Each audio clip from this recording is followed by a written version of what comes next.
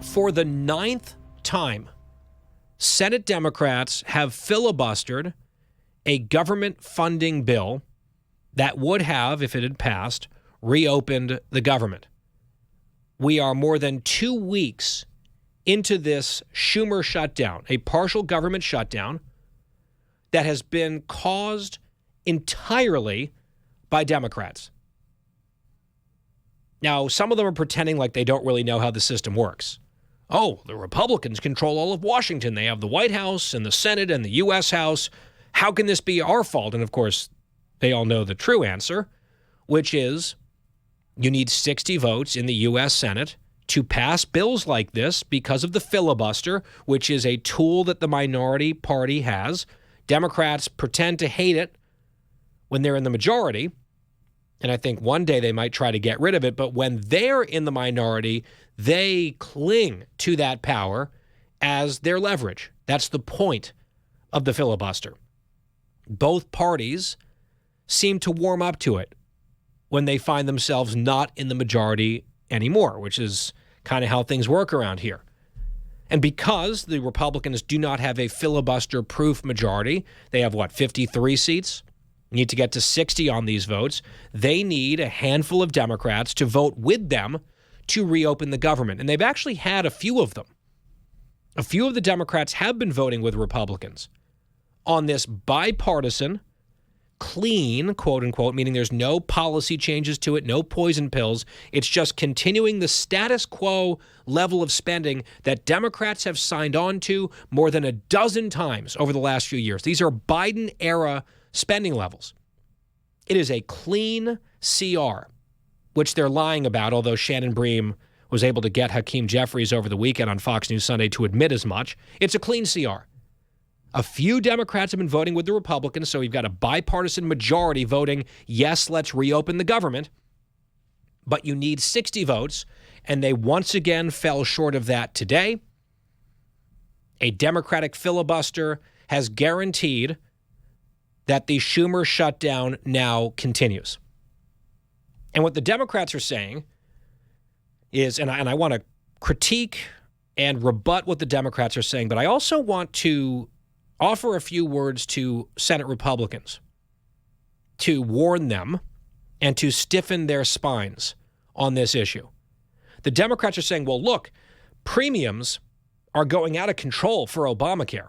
The Affordable Care Act, it's going to be way too expensive for so many Americans, so we need to continue these emergency premium support payments that we passed during the COVID emergency, which we said were temporary. We could have made them permanent, but we didn't. Right? The Democrats had the opportunity when they were in charge of everything to make these premium support payments, these subsidies, permanent. They didn't. They made them temporary. They sunset in a few months. And Democrats are saying, absent that situation, if you don't extend them, if you don't continue the COVID emergency, then healthcare costs are going to spin out of control for families, and it'll be the Republicans' fault. Well, it wasn't the Republicans who put in these emergency measures. It wasn't the Republicans who put an expiration date on the emergency measures. And most importantly, it was not the Republicans who passed Obamacare. Every single Republican voted against Obamacare all those years ago. The Democrats jammed it through. They called it the Affordable Care Act. They insisted that it would reduce the cost of health care for families. They said there were no downsides, no policy trade-offs. If you like your doctor, you can keep it. If you like your plan, you can keep it. If you want your health care costs to come down, they will. The overall cost curve for health care would be magically bent downward because of Obamacare. They had all these wonderful things that they promised would happen, and the Republicans at the time, and conservatives, I was one of them, argued no, actually. There might be a few things that are positive that people like, keeping kids on parents' health insurance to 26 and a few other things, pre-existing conditions concerns. Those things might get addressed, but at a great cost elsewhere. Costs are going to go up. People are going to lose the coverage that they like. They won't be able to keep, in many cases, their doctors. The cost curve will be bent up, not down. We were right about all of those critiques, and now here we are in 2025 with the Democrats' Frankenstein experiment of Obamacare blowing up It's not working properly. It has never worked the way that they promised. And they're saying that's the Republicans' fault. And it's the Republicans' fault so much that we, the Democrats, are going to shut the government down over it. Isn't that wild? Now, you might say, we now have this policy. It's the law, as Barack Obama taunted at the time. We now have this policy that is actively hurting a bunch of people. So maybe we have to figure out some premium support or subsidies moving forward. I don't like that idea personally. But that is at least a discussion or a negotiation that needs to be had at some point, and probably some point soon. But it's the Democrats' own position from shutdowns past that you do not negotiate other policy issues in the context of a government shutdown. You don't hold the government hostage and all the federal workers and the troops and all of that. You don't hold all of those things hostage so you can negotiate some policy difference. You open the government back up, and then you have those conversations. That is the position that Democrats had time and again when there were Republican shutdowns. But now it's a Democratic shutdown, a Schumer shutdown, and they're saying, no, we insist on fixing the health care problem that we have caused, and we're going to do it during the shutdown that we have caused, while blaming the Republicans both for the health care failures that the Democrats own and for the shutdown that Democrats own. It is ludicrous. And so Republicans just minutes ago in the Senate tried again to reopen the government. They got a majority, bipartisan majority. Yep, let's reopen. But they needed 60 votes. They didn't get there. The Democrats continued their filibuster, and the government remains shut down at this hour with no end in sight. Now, why do I have a warning to Senate Republicans? Oh, because there are some people who seem to be getting a little bit wobbly on this and who are saying, you know what, maybe what we should do is go along with the urging of the Democrats, because one of the things that we're hearing from the left, from the media, even from some elected Democrats is, well, you know, if the Republicans just change the rules in the Senate and get rid of the filibuster here, they could do this on a party line vote. They could reopen the government all on their own. They wouldn't need our help, and our filibuster would no longer be allowed. They could just change the rules. And unfortunately, there are some Republicans, including a certain backbencher House member from Georgia, Marjorie, who's off her rocker when it comes to Israel, now seems to be a big fan of big government spending on Obamacare. It's really interesting, the journey she's had. She's saying, yeah, maybe Republicans should end the filibuster and just pass this thing and get the government back open. Bernie Moreno, who's a new Senate Republican from Ohio, I'm glad he won. He's brand new to the place. He's saying, yeah, let's do the nuclear option. Let's get rid of the filibuster in this type of context, in these types of bills, and now we can pass this with a simple majority. I think that is extremely short-sighted. The Republicans have protected the filibuster, which in turn has protected the American people from all sorts of overreach from Democrats for years.